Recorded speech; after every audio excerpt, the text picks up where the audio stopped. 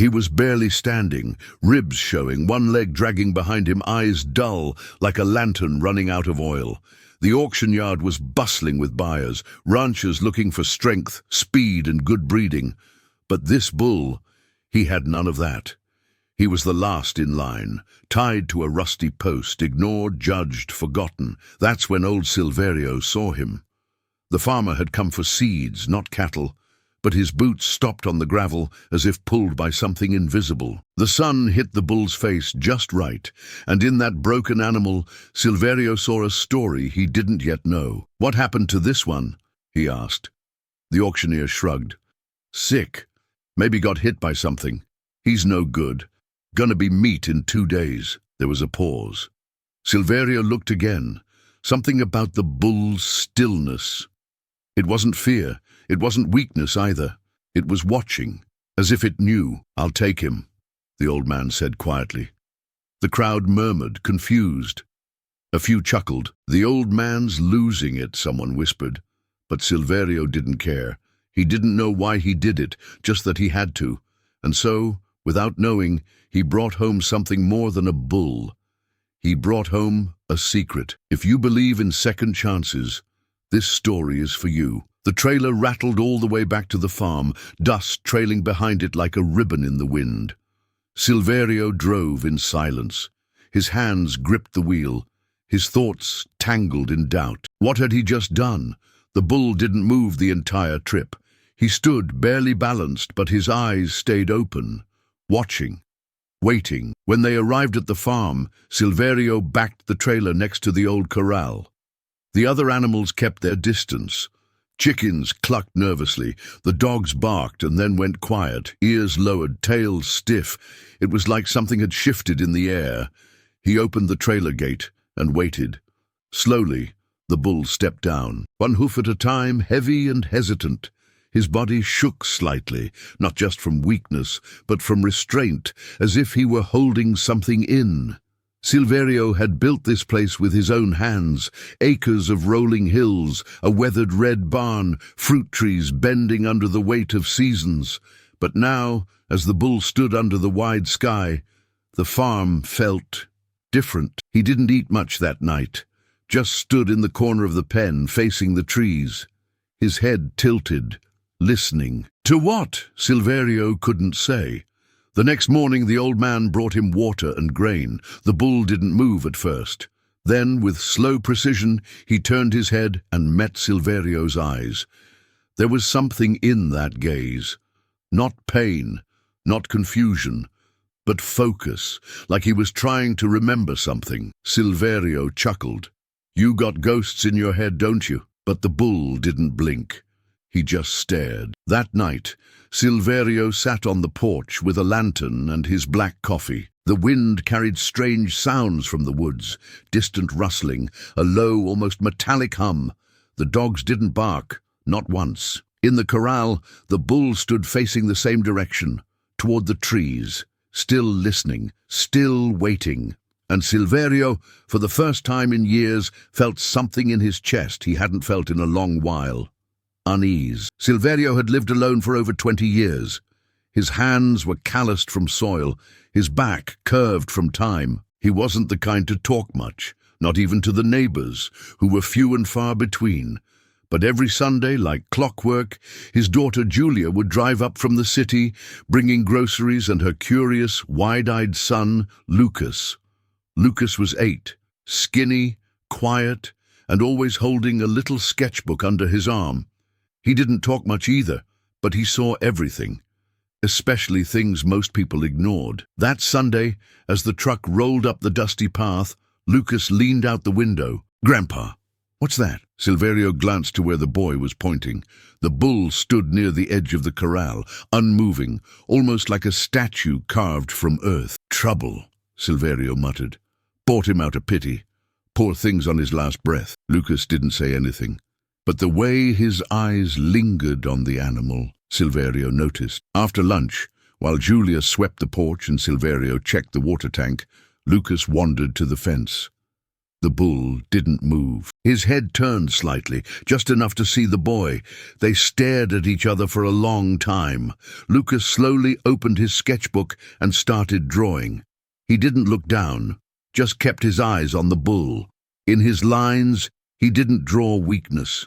He drew power. Silent power. Something that had been hidden, buried under illness and time. Inside the house, Julia sighed. "Dad, why'd you bring that thing here?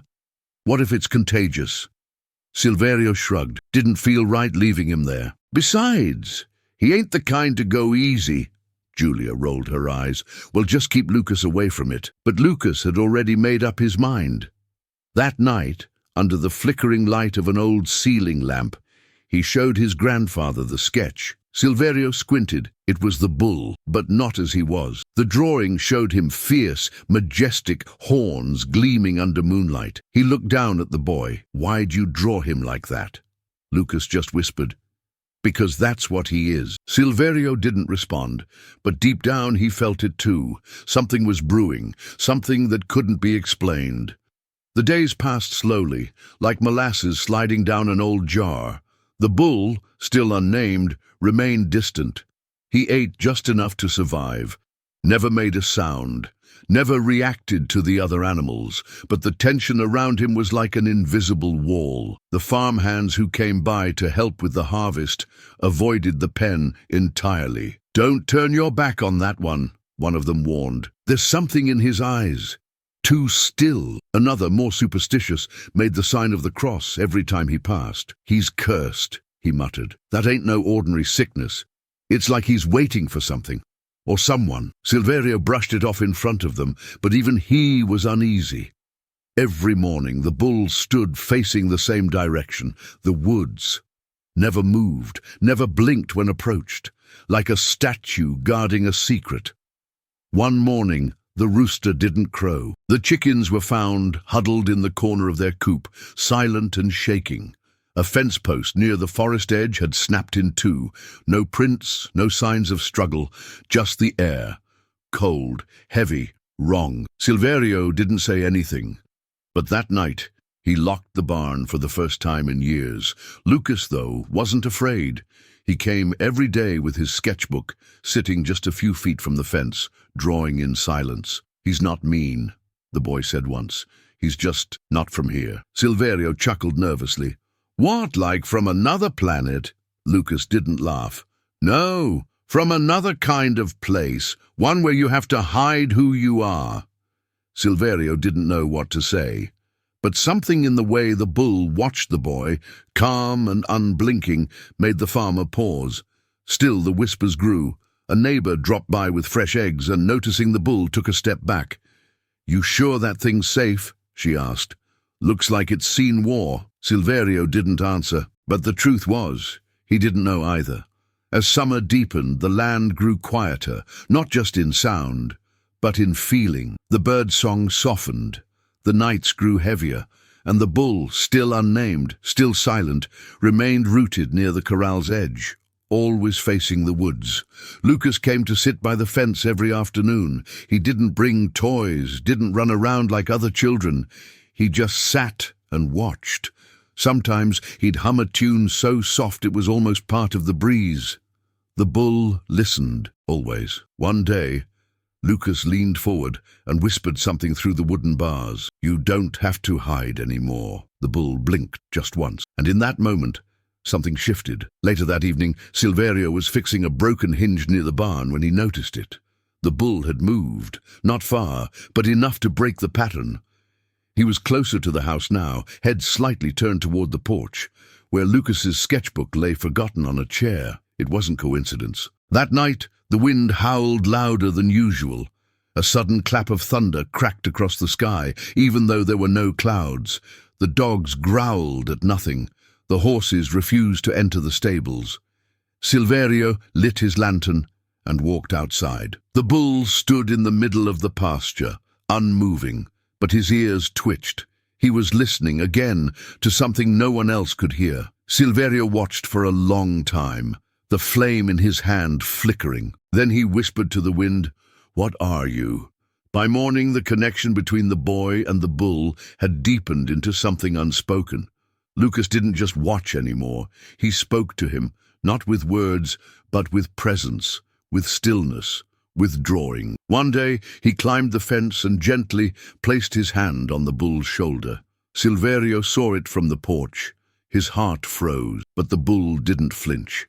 Instead, he lowered his head just slightly toward the boy. And for a brief second, it looked like he was bowing. The old man rubbed his eyes. No one's going to believe this. And deep down, he began to wonder, was it mercy that brought the bull here?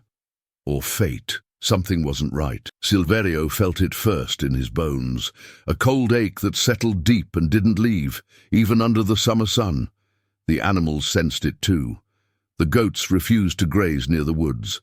The dogs stayed under the porch, ears flat, eyes darting toward the trees. Even the air had changed. It was heavier, stiller, like it was holding its breath. At night, strange sounds echoed across the fields, not the usual calls of owls or the rustle of wild pigs. These were deeper, more deliberate, like something pacing, watching. One morning, Silverio found a trail of broken branches near the edge of the forest. No prints, no claw marks, just pressure, deep impressions in the earth, like something massive had passed through. He tightened the fencing, moved the cattle closer to the barn, told Julia not to bring Lucas for a few days, but the boy came anyway. "Grandpa," Lucas said one afternoon, "he's nervous." Silverio followed the boy's gaze. The bull stood still, yes, but there was tension in his muscles now. His tail flicked more. His eyes, usually unreadable, were locked on the woods, unblinking. "What's he waiting for?" Silverio murmured. Lucas didn't answer. He just opened his sketchbook and turned to a fresh page. That night, the storm finally came. Not of rain, but of silence. A silence so thick, so unnatural, it drowned even the crickets. The lanterns in the house flickered. The wind howled through the cracks in the window frames. And in the barn, the animals kicked and whined without reason. Then a scream, far off near the hills, not human, not animal, something in between. Silverio grabbed his shotgun and stepped outside, heart racing. He scanned the darkness, but saw nothing. Just the bull standing near the gate, tail rigid, breath heavy. But his eyes, they were glowing. For the first time, Silverio felt fear, not of the bull, but of what might be out there. And somehow he knew the bull wasn't afraid. He was ready. Whatever was coming, it wasn't the first time he'd faced it, and it wouldn't be the last. The next morning was unnaturally still. No birds, no wind, just a suffocating quiet. Silverio didn't sleep. He watched from the window all night, eyes on the woods. But nothing came, until sunrise. That's when he saw it, a deep gash in the eastern fence line, not torn, ripped. As if something had burst through with terrifying force. Trees were bent, earth displaced, and in the soil, long dragging marks, claw-like. He followed the trail with slow steps, shotgun in hand. The air smelled like iron. Halfway to the stream, he found what remained of a wild pig, torn apart, not eaten, destroyed. Whatever had done this didn't come for food. It came for dominance. He turned back immediately, heart pounding. Lucas was already outside, standing near the bull. "Inside now," Silverio ordered, voice sharper than usual. Lucas didn't move. "He knows what it is," he said quietly. The bull stood in a low, defensive stance. Muscles coiled, nostrils wide, his eyes locked on the tree line. Silverio could feel it too now. Something was watching them. Then came the sound. Low, guttural. A growl, but not from any creature Silverio knew. Not wolf, not jaguar. Something ancient, forgotten. Branches snapped, the trees shifted. Silverio raised his gun, but the bull stepped forward. It wasn't a charge. It was a warning. The creature didn't show itself fully, just a shape between trunks. Massive, shadowed, moving in silence too unnatural for its size. Then it stopped. A pair of pale, luminescent eyes stared from the darkness, locked onto Lucas. The boy froze, and in that moment the bull bellowed, a sound so loud, so guttural, it shook the ground beneath them. It wasn't fear, it was command. The thing in the forest hesitated, and for a second, Silverio saw something he couldn't explain. Fear in its eyes.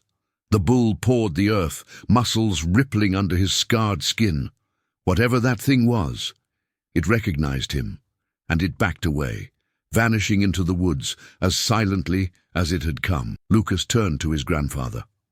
"I told you, he's not from here," and Silverio finally believed. The creature didn't stay away. That night the bull didn't sleep. He stood alone near the fence, body tense, facing the woods like a sentinel carved in flesh and bone. Not even the wind moved him. Silverio tried to rest, but the unease gnawed at his chest like a warning drum. The dogs whimpered, tails between their legs. The horses kicked their stalls, and the trees, they whispered. Lucas stayed close to the bull, despite every protest. "I'm not scared," he said. "He's here for a reason." Silverio watched as the boy placed one hand on the bull's thick hide. That's when the old man saw it. The bull's body, wounded, worn, was humming. Not with sound, but with energy. It pulsed beneath his skin like something waiting to be unleashed. Silverio finally understood. The bull wasn't hiding because he was afraid. He was restraining himself.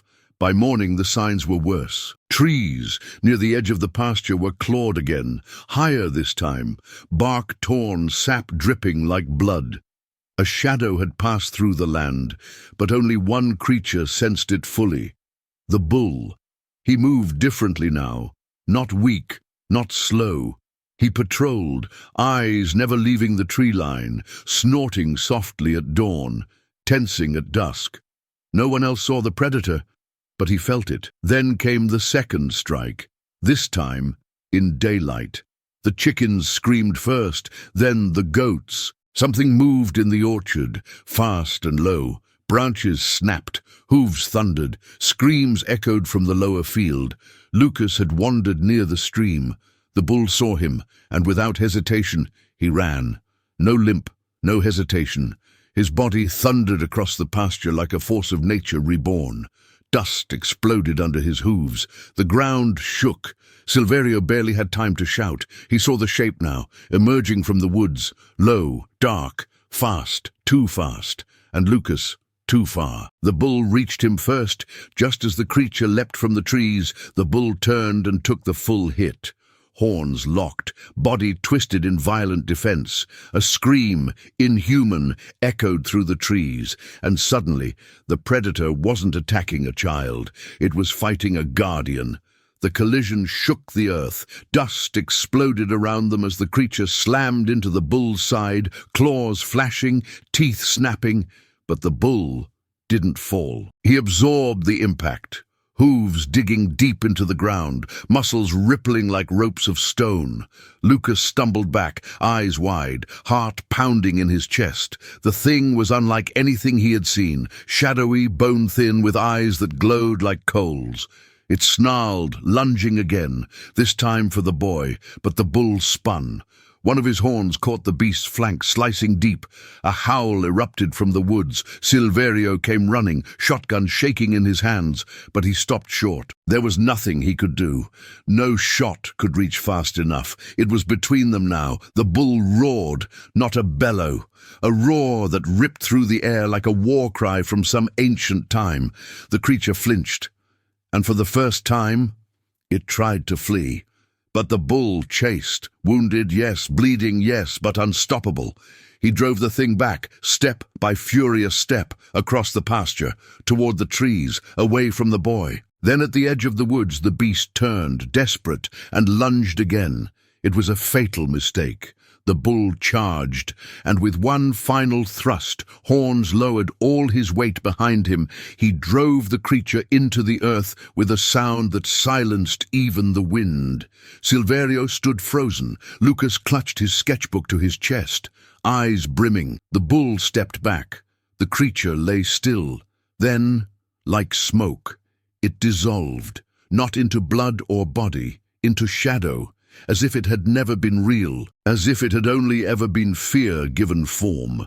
The air shifted, the birds returned, the wind moved, the land exhaled, and the bull, his body torn, his breathing ragged, turned back to the boy. He limped slowly to Lucas, each step heavier than the last. And then, with impossible gentleness, he lowered his massive head and nuzzled the boy's shoulder. Lucas wrapped his arms around his neck, silent tears falling. Silverio finally reached them, dropping to his knees beside the bull. He looked into the animal's eyes, so full of pain, of strength, of something more than instinct. "You knew," the old man whispered. "All along, you knew." And the bull, for the first time, closed his eyes. Not in defeat, but in peace. The farm was quiet for days. No one came, no one asked. It was as if the land itself had agreed. What happened here was not meant for the world to explain. The bull lay beneath the old fig tree near the barn. Silverio and Lucas tended to his wounds daily. Water, ointment, silence. He never resisted. He just watched them, like he always had. Word spread as it always does in small towns. Neighbors came, pretending to be curious, but their eyes betrayed unease. "That bull saved the boy?" one asked, unbelieving.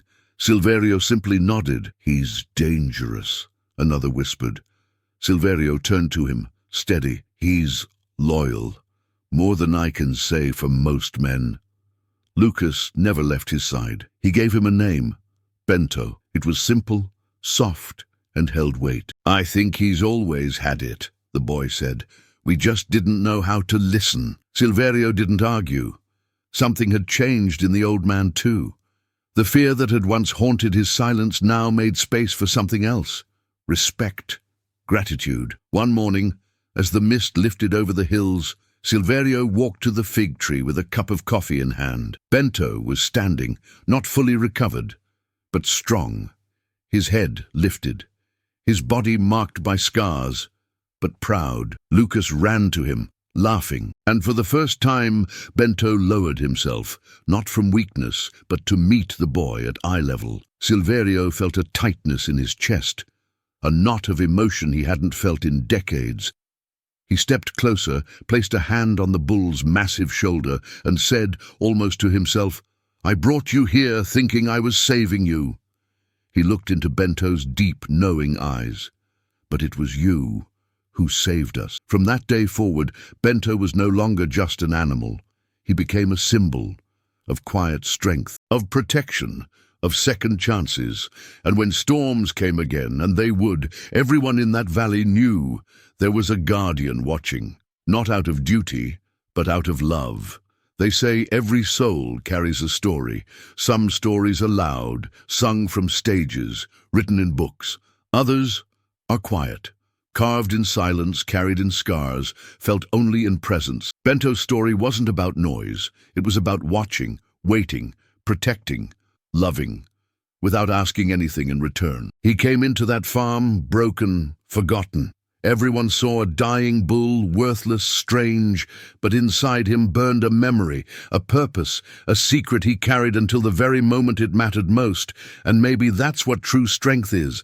Not power, not noise, but the courage to be there when no one else sees the danger, when no one else understands. Lucas never forgot. Years later, he would grow up and paint the story of the bull with glowing eyes. The guardian, the protector, the one who bowed to a child and stood against the shadows. Visitors would come to the farm, some out of curiosity, others in search of something they couldn't name. They'd see the fig tree, they'd hear the breeze, and some swore they could feel him still, watching, waiting, protecting, because some beings aren't just animals, they're memories wrapped in muscle, they're spirits with hooves.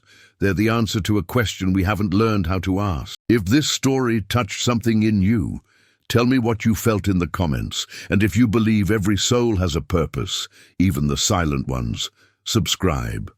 We tell stories like this every day. Share this with someone who believes in second chances. And tell me down below, why do you think he did what he did?